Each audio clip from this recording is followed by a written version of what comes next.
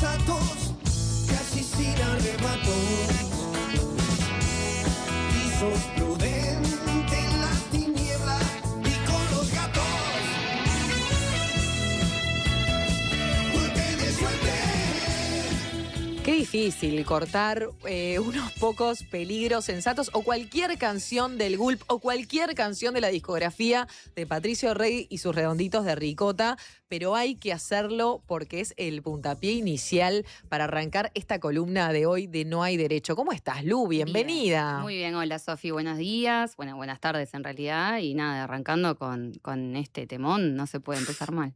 Vos sabés que Lucas me preguntó el viernes que falleció el Indio cuál era mi disco favorito, que creo que nunca lo pensé, y en ese momento me fui al Gulp porque para mí es un disco alucinante. Es alucinante. No puedo creer que sea su primer disco, Sí, de verdad. sí. Después hay muchísimos otros que me fascinan, el Bayón me encanta, el Bang Bang Bang Estás Liquidado me parece formidable, me partió Sí. al medio y cada disco tiene su esencia. Octubre ni que hablar, capaz que en octubre Sí. hacemos una columna Una dedicada a columnita. esto, pero este disco es maravilloso. Es maravilloso. Es muy difícil, sí, elegir un disco y mucho más cuando para los ricoteros, porque yo tengo que ser muy honesta, yo no soy una ricotera hecha y derecha, o sea, yo me fui haciendo de a poquito. Pero vos le agarraste el Creo que gusto. sí, pero y de hecho tengo que mandarle un saludo muy especial, no solo a nuestros amigos de Música para Pastillas, un grupete que tenemos por ahí, sino a Lucía y a Fermín, que son mis dos grandes ricoteros de confianza y referencia, y también a Guzmán, otro ricotero de confianza. Pero gracias a esta gentuza yo empecé a acercarme al lado ricotero de la vida, y el 5 de junio me pegó especialmente, me conmovió demasiado, diría yo, todo lo que se generó en torno a la muerte del Indio. De hecho, estábamos dando clase y tuve que frenar la clase para decir, muchachos, se murió el Indio Solari. Y alumnos y alumnas, ¿cómo reaccionaron? Algunos pibes me miraban como diciendo, ¿quién será? El señor, Ay, será no el me tío. digas Ellos, eso. pero otros estaban con cara de, se murió el Indio porque lo conocían. Así que nada, para que vean que en la Facultad de Derecho no todo está perdido. Vamos arriba. Obviamente esta columna es filosofía, derecho, indagamos por distintos lados. Entonces, quienes están del otro lado se preguntarán ¿por qué está sonando el Indio Solari? ¿Cómo no va a sonar el Indio Solari? Me pregunto yo cuando uno habla de derecho. Me estaba acordando además una charla que tuvimos de calle, vos y yo, en la que yo te decía, qué viaje, cómo hay tanto abogado fan de Los Redondos o de la obra del Indio Tal en cual. general. Porque uno tendés a pensar algo bastante lógico, que la beta política de Los Redondos principalmente era una cosa más anarco, más contestataria del poder y del Estado que otra cosa. Entonces, creo que ahí en las canciones del Indio, en todas sus facetas, digamos, o en todas sus etapas, invitan por un lado a la desobediencia, por otro lado a la denuncia. A ver, todo presos políticos, se han escrito un montón de textos académicos, incluso desde el derecho penal, pensando en esas palabras, pensando en la represión, pensando en el control. Pero además, una cosa que es muy interesante de las canciones del Indio en general, es la invitación no solo a desobedecer, sino a cuestionar. O sea, a preguntarnos por qué obedecemos un aparato o a las instituciones que en general las vemos haciendo cosas bastante desagradables, elitistas, clasistas y toda la crítica que el Indio presenta en sus canciones. Claro, creo que también, Lu, es el intento de romper con la automatización y robotización que muchas veces no solamente las instituciones, sino los mandatos sociales proponen, ¿no? Total. Entonces, cuando sos un adolescente que venís recontra chipeado y Sí. escuchás que el Indio te habla al oído y te dice, cuestionátelo, desde ahí empieza todo un Sí. nuevo mundo.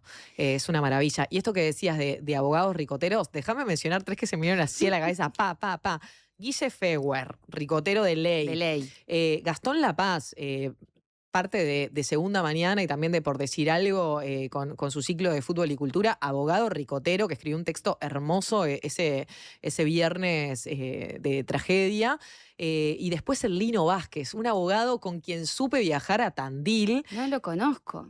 ¿No la conoces al Lino? No. Ricotero de ley. Bueno, bien, Ricotero de perfecto, ley, sí. tomo nota. Toma nota, toma Perfecto. nota. Pero volviendo a este tema de el cuestionamiento, también creo que podemos hacer un paralelismo entre cuestionamiento y desconfianza, ¿no? Hacia las instituciones. Sí, totalmente. De hecho, una cosa que retomo con esto que vos decías de cuando sos adolescente, ¿no? Que te viene como toda esa cosa contestataria. Bueno, hoy en día quizás hay como cierta desconfianza en la juventud, de cierto pesimismo respecto de, bueno, qué mirada a futuro tienen de hacer la revolución, porque un poco la invitación del indio siempre parece haber sido esa y parece seguir siendo esa.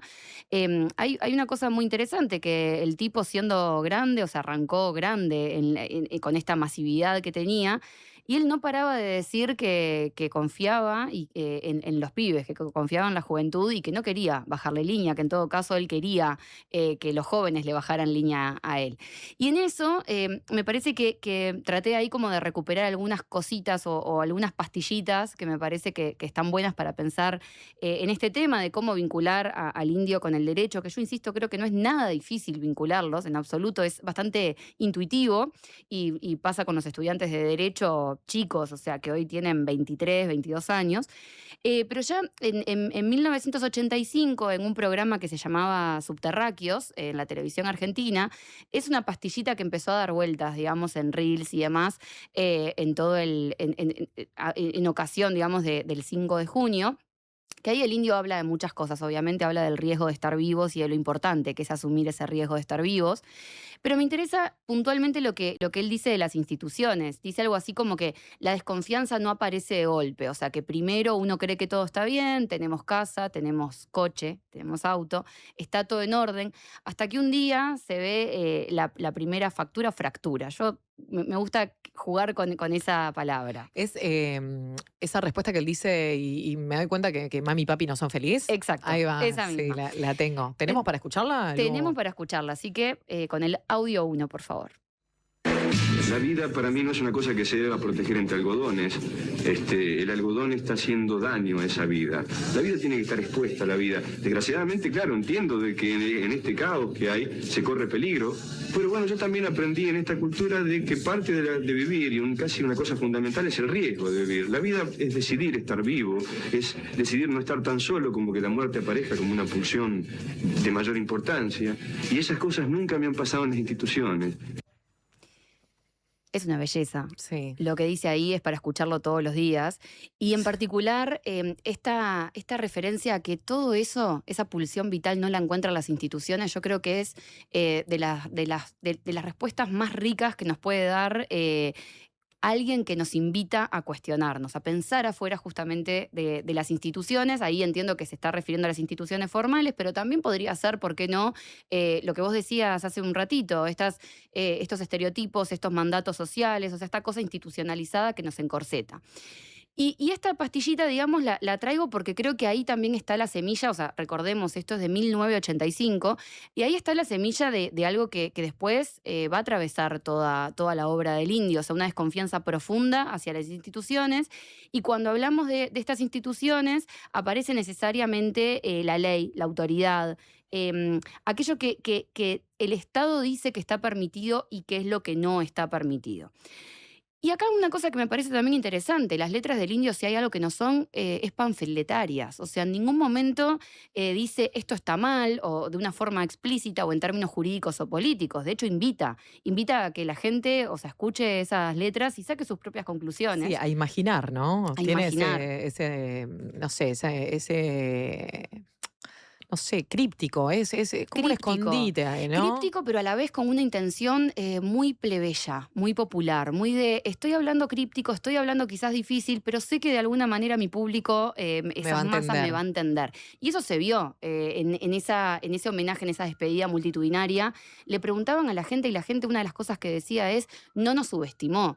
Y eso vaya qué importante que es en este mundo en el que nos movemos. Entonces, hoy temprano, conversando un poco de esto, hablaba con mi cuñado y amigo, sobre todo amigo, que en los últimos años, de hecho, el indio pasó de ser un anarco o del anarquismo de izquierda, quizás a mostrar su simpatía por el peronismo de una forma más explícita, pero eso da igual. O sea, la cosa es que toda su obra está llena de una topografía muy reconocible. La referencia a los botones, a los uniformados, al orden de que vigila, a la cárcel, a la persecución.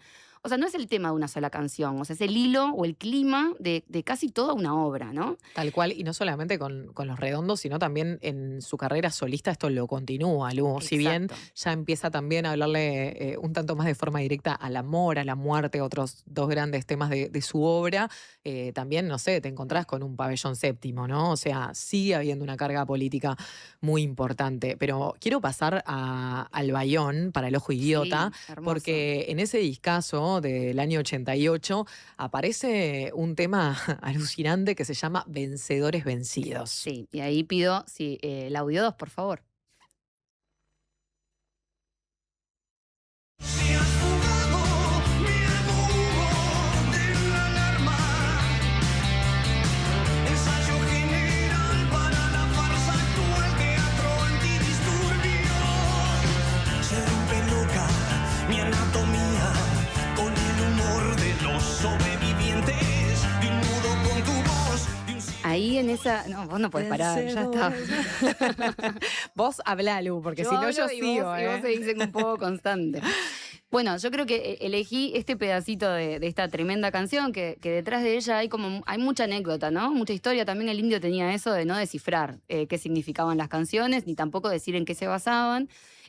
Algunas hablan de algunos acontecimientos políticos de los 50, vinculados sí con el peronismo, otras con otras cuestiones. Muchas de ellas, teniendo en cuenta la época en la que sale esta canción, tiene que ver también con una duda sobre la salida de la dictadura argentina, ¿no? Bueno, ¿qué pasa ahora? ¿Qué pasa? ¿Nos vamos a conformar con esto? Pero en definitiva a mí me gusta esta frase o estos versos de ensayo general para la farsa actual, teatro antidisturbios, que ahí me parece que muestra mucho ese clima del que desprende una pregunta, ¿no? O sea, bueno, ¿por qué obedecemos? ¿Qué es esto? O sea, ¿qué es el Estado? ¿Qué son estas performances que vemos en todo el despliegue policial muchas veces? Y creo que acá lo que es interesante es esta idea de más allá del origen de los versos teatro antidisturbios. Me interesa resaltar la idea de que el orden no solo se aplica a través de la fuerza efectiva, o sea, se actúa, se pone en escena.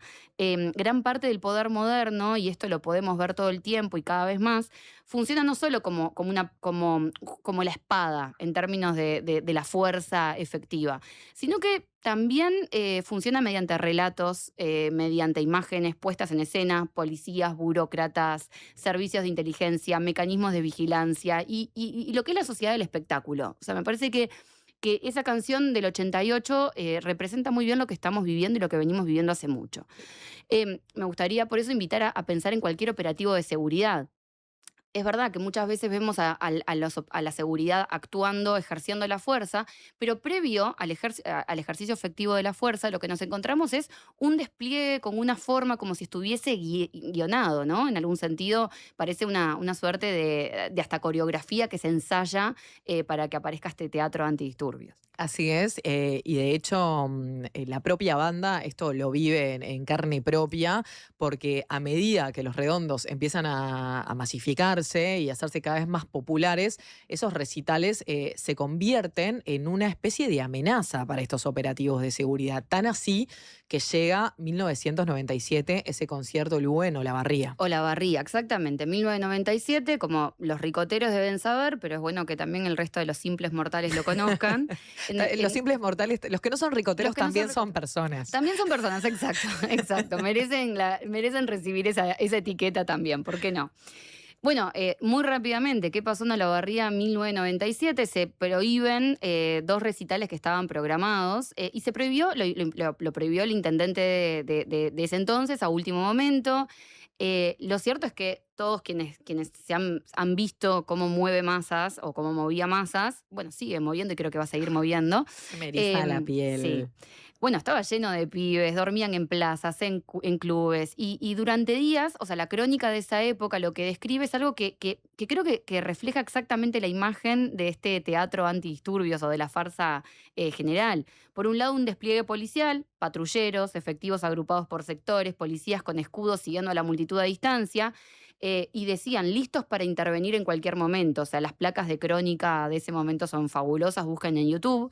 Pero a la vez, estaba una multitud que, según esas mismas crónicas, no produjo violencia, o por lo menos la violencia que se temía y con la cual justificaban las autoridades la prohibición de esos conciertos. Y pasó algo que me parece incluso más revelador. O sea, cuando la tensión subía en ese momento, no fue el operativo policial el que logró bajar la tensión, fue la propia multitud, fue el propio Indio Solari diciendo, muchachos, vamos a calmarnos. O sea, creo que esto es algo muy importante de tener en cuenta. Y solo quisiera referirme una cosita más sobre esta prohibición de los 2 conciertos en Olavarría, porque creo que es espectacular. Cuando se desclasifican en Argentina archivos de la inteligencia de policía bonaerense, la prohibición del intendente no fue digamos, no fue algo que pasó en concreto. Se basó en un informe de inteligencia previo, un informe secreto, que la propia policía reconoció en su momento como materia de inteligencia, que no se podía difundir. Y ese informe describía a la banda como un grupo combativo, ok, podemos entenderlo hasta ahí, contra el sistema, también, ¿por qué no? Vamos a darle un porotito a la policía o a la agencia de inteligencia, y trataba y acá viene la mejor parte de todas, que creo que el indio estaría muy orgulloso de esto, y trataba las letras del indio como un código a descifrar, algo que decía, para quien las escucha por primera vez, no dice nada. Y voy a leer textual este parrafito del informe de la Dirección de Inteligencia de la Policía de Buenos Aires, porque es genial. El mensaje está, pero se necesita conocer el código para descifrarlo.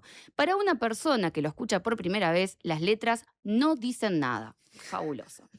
Es decir, hubo un gran guión previo. O sea, alguien desde un organismo de inteligencia escribió de antemano qué es lo que iba a pasar, por qué iba a prohibir el recital.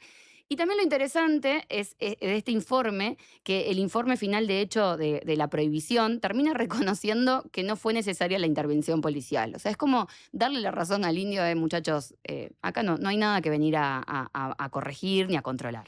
Tan así, Lu, que su partida es también un gran ejemplo de eso, ¿no? O sea, cómo desde la legislación de Buenos Aires no permitían que se hiciera, bueno, en Casa Rosada, en algunos puntos propuestos, porque iba a ser un desmadre, y terminó siendo una convocatoria absolutamente masiva y popular, con filas que tenían unos 8 kilómetros para poder acceder a donde estaban velando al indio, Sí. y no hubo un inconveniente. Acá es súper interesante esto que vos traes, porque, claro, la gran diferencia entre el gobierno nacional de Argentina, que en efecto dispuso, o más bien no dispuso, ni la Casa Rosada, ni ninguno, ni generar un ámbito en Cava, en realidad, que es en la Ciudad Autónoma de Buenos Aires, y ahí la provincia poniéndose al hombro, también tiene mucho que ver con las amistades que tenía el indio y las afinidades que tenía en ese momento, pero al margen de estas cuestiones, lo interesante es esto, o sea, cómo en la provincia, digamos, fuera de lo que es la Ciudad Autónoma de Buenos Aires, lo que usualmente por el gobierno de la Ciudad Autónoma de Buenos Aires son destratados, o sea, existen estos discursos de poner un muro de contención de Cava hacia la provincia. Es en la provincia donde sucedió la magia, digamos, donde no hubo ningún tipo de problema, como sí ha ocurrido cuando organiza el propio gobierno nacional y suceden en Cava. Esto es como súper interesante. Para ir cerrando, Lu, hay una pregunta que traes que me parece que está buenísima y se desprende justamente de esto que venimos hablando, que es el cuestionamiento de la autoridad y de la legitimidad de la autoridad. Y la pregunta es, ¿qué distingue al Estado de una banda de ladrones? Amo que esta pregunta aparezca en la radio porque de hecho es una pregunta que todos los que trabajamos desde la teoría del derecho o de la filosofía del derecho la hacemos constantemente. O sea, la teoría del derecho gira en torno un poco a esta pregunta, que es, bueno, ¿por qué obedecemos? Y hay un libro justo que se presentó la semana pasada en la Biblioteca Nacional, maravilloso el contexto, de Lina Ibarra, que se llama ¿Qué es el Estado? Y otros escritos anarquistas, donde ella retoma, para que vean cómo esto se vincula con todo, donde ella ella retoma una anécdota que cuenta San Agustín, el filósofo, en La Ciudad de Dios, el libro La Ciudad de Dios. Un pirata se encuentra con Alejandro Magno, el pirata, o sea, se lo llevan en realidad, no se encuentra. El pirata le dice, más porque yo ejecuto mis piraterías con un pequeño bajel, me llaman ladrón, y a ti, porque las haces con formidables ejércitos, te llaman rey. O sea, ¿cuál es la diferencia entre el pirata y el rey? La invitación no es de ninguna manera a desobedecerlo todo. De hecho, el Indio Solari no lo decía explícitamente, pero sí creo que la invitación es a preguntarnos por qué obedecemos y a tratar de tener una mirada crítica de cuando recibimos órdenes, de quién las recibimos y cuándo le damos legitimidad a esas órdenes, porque en definitiva depende de nosotros, que somos los subordinados a esas órdenes. Cerramos, si te parece, Lu, este recorrido del Indio Solari y la desobediencia con Juguetes Perdidos. Nos vamos al Luzbelito a 1996. ¿Qué sucede? Porque hay una cercanía también con Olavarría, ¿no? Exacto, sí, es el año previo a Olavarría y si bien es cierto, como decía mi amigo Guzmán, las canciones del Indio se volvieron más proféticas quizás con los fundamentalistas antes que con los redondos, pero hay un poco de profecía en muchas de las canciones de los redondos, o sea, parece una cosa increíble. Y en esta canción aparecen unos versos que no sé si podemos pasarla ahora, en el audio número 3, es un fragmento chiquitito de Juguetes Perdidos. Sin tus banderas, sedas de sedas que guardan nombres en tu corazón. Este asunto está ahora y para siempre en tus manos, nene.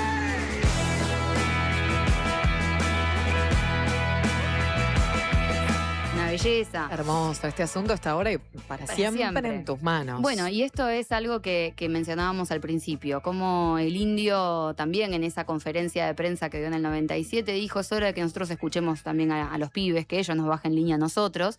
Y creo que ahí me parece que es muy interesante. Esto es una invitación no solo a los más jóvenes a volverse un poco contestatarios o críticos, sino también a los más grandes, de escuchar a los más jóvenes en lugar de bajarles línea. Y también de reencontrarse con su ser joven, Por ¿no? supuesto, nada es más bonito que ver a la gente que ya está crecidita volviendo a esos tiempos. Y nada, me parece que ahí es como esta idea de al final la legitimidad de la autoridad depende de nosotros, está un poco en nuestras manos. Entonces por eso me pareció que era una linda forma de terminar con esta columna. Hermoso cierre, y aparte con la canción donde se prenden algunas luces, donde salen las banderas, donde si todavía quien te acompaña tiene la fuerza suficiente, te levanta. Caballito. Qué belleza. La verdad que hermosa columna, Lu, la disfruté muchísimo Me alegro, yo también. y en breves nos reencontramos con más No hay derecho. Gracias, Sofía.